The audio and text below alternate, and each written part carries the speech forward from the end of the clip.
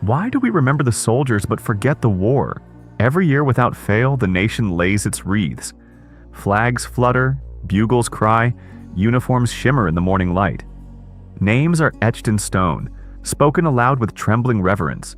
And yet, what exactly were they sent to do? No one says. That's the magic trick. The soldier is remembered. The war is not. One is holy, the other classified. It's an elegant arrangement. Mourning without memory. Grief without guilt. We bury the past under parades and plaques, pat ourselves on the back for how deeply we feel, how solemn we look. But what we're doing isn't remembrance. It's ritualized forgetting. We don't commemorate the wars. We consecrate the erasure of what those wars were actually for. You see it in the language. Fallen heroes. Ultimate sacrifice. Served with honor. Not. Killed in a conflict started on a lie. Not. Died invading a country that posed no threat. There's no space for that. Too messy, too true. Instead, we carve clean, beautiful stories out of geopolitical wreckage.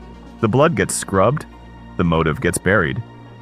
All that's left is the flag, and even that's folded before anyone asks why it was planted there in the first place.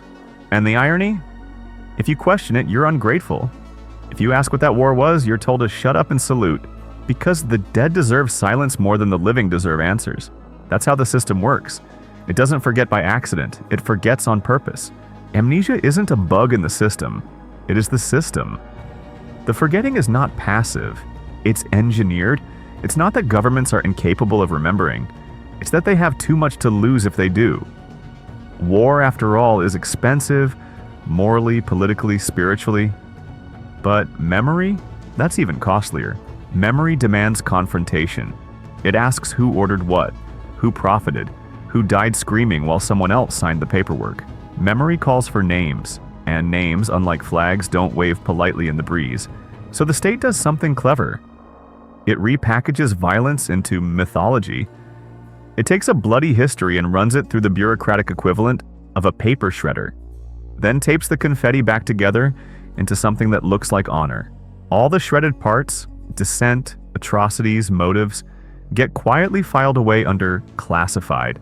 And if someone insists on digging them up, they're met with blank stares, shrugged shoulders, or the ever-convenient fog of complexity. It's not a failure of remembrance, it's policy by design.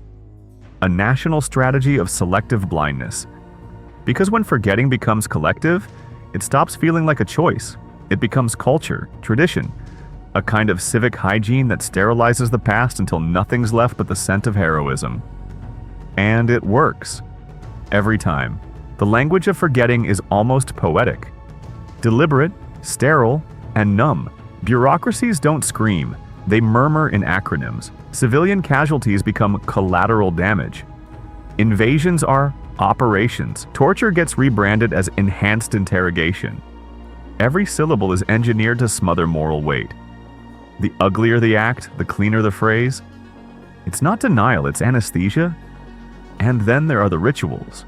The pledges, the salutes, the ceremonial flyovers that draw the eye away from what's still smoldering under the surface. Patriotism, in this context, becomes a kind of disinfectant.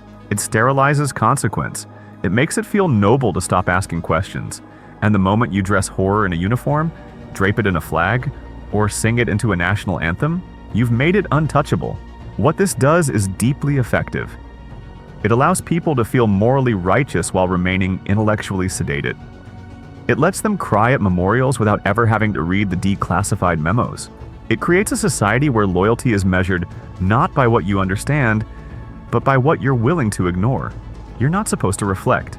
You're supposed to stand and clap and never ask what we were doing in Fallujah or Kandahar or My Lai. Just honor the boots. Never mind where they marched. Hannah Arendt gave it a name. The banality of evil. Evil not as some monstrous aberration, but as a quiet routine. Ordinary people, filing reports, stamping approvals, following protocol. No fangs, no fire. Just paperwork. She saw it in Eichmann's trial, not a villain with blood on his hands, but a desk man. A man who insisted again and again that he was just doing his job. And that's what makes it so dangerous. When violence is diffused across 1,000 desks, it becomes invisible. Responsibility evaporates. No one pushed the button. Everyone just passed the form. In the modern war machine, morality isn't killed, it's outsourced. Bureaucracy is the perfect accomplice. It doesn't rage, it doesn't feel, it processes. A drone strike isn't murder, it's an authorized action. A refugee crisis isn't a tragedy, it's a logistical challenge. There's no need to think. The system already thought for you. Just follow the chain of command. Just check the box. Just sign the dotted line. This is the genius of modern atrocity. It comes with a user manual, and as long as the machine keeps humming, nobody ever has to see what it's grinding beneath the gears. Visit any war memorial and you'll see what they want you to remember. Names, ranks, maybe a quote about courage. Stone etched with solemnity. But look closer. What's missing is louder than what's there. No mention of what triggered the war, no context. No casualty counts from the other side. No footnotes on failed intelligence. No hint of oil pipelines or arms deals or photo ops staged in flak jackets. Memorials aren't built to remember wars. They're built to forget them politely.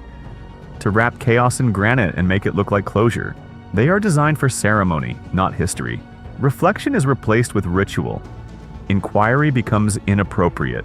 The more monumental the statue, the more suffocating the silence around what it actually commemorates. And we've accepted that. We take our children there on field trips, teach them how to behave. Quiet, respectful, uncurious. We teach them to mourn heroes, not to question missions. And by the time they're old enough to vote, the script has already hardened. War is something tragic but necessary, brutal but honorable. Never something to be unraveled. Never something to be owned. The monument in the end becomes the gravestone not of lives, but of truth. Meanwhile, the math of war never forgets. There's always a ledger. The contracts get signed, the budgets pass in silence. Defense stocks climb before the first boots hit the ground. And the moment the bombs drop, someone's quarterly report starts to look very promising. That's the part no one puts on a plaque. Forgetfulness is lucrative. Memory gets in the way of margins. You can't sell a missile if the public's still haunted by the last one.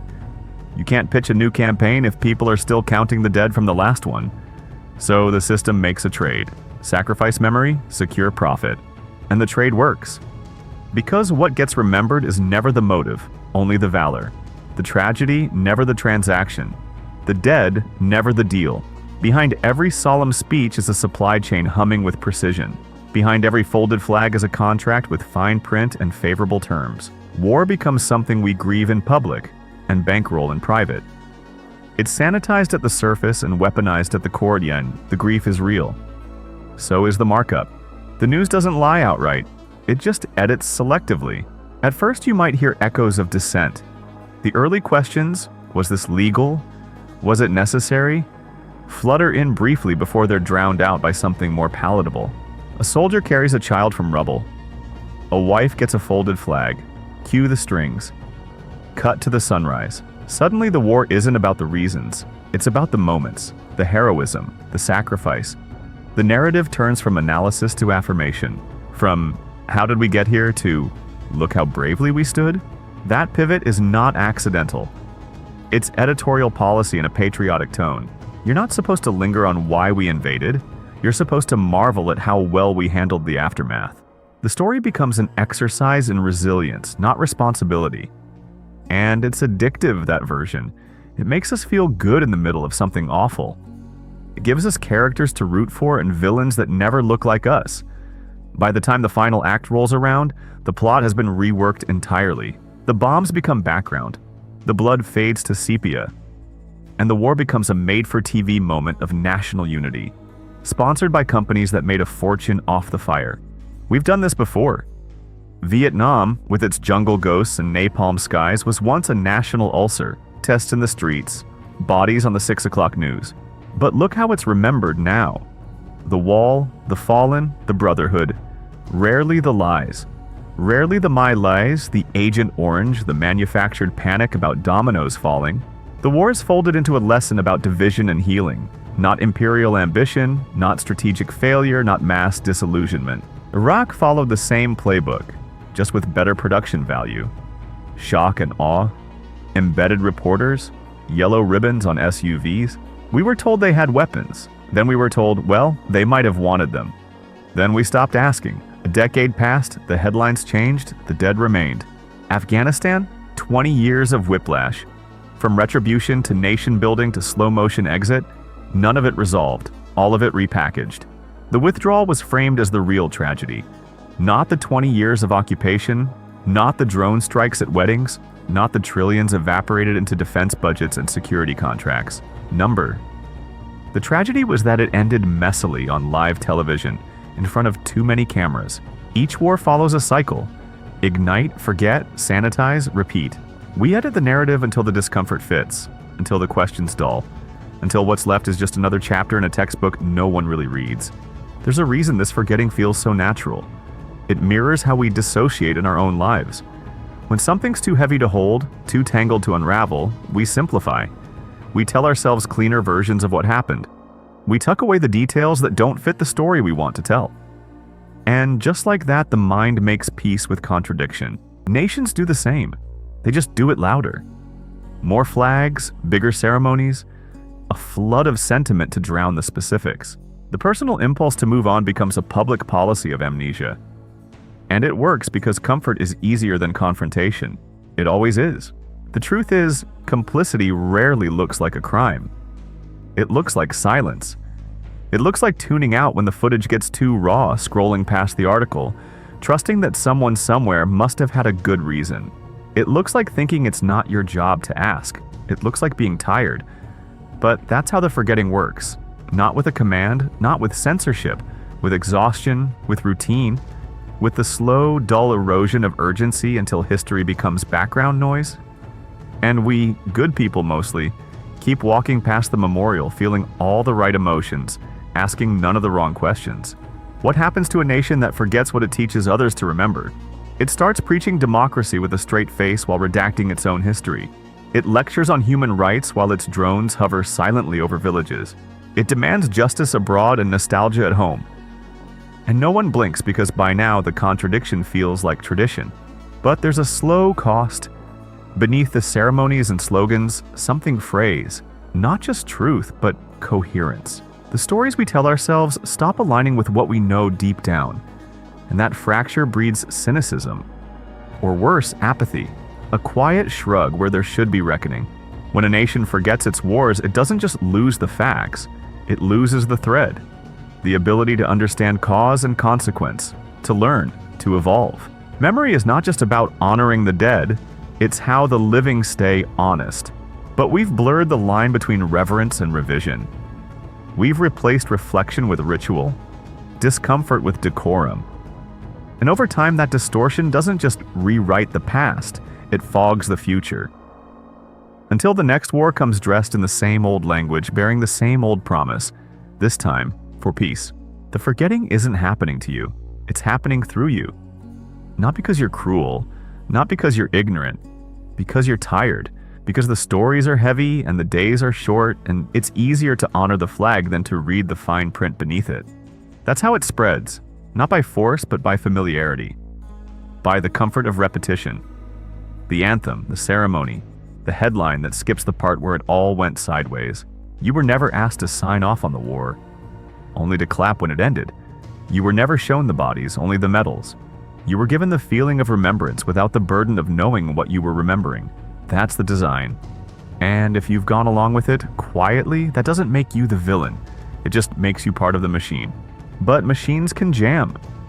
And forgetting isn't inevitable, it's just easier.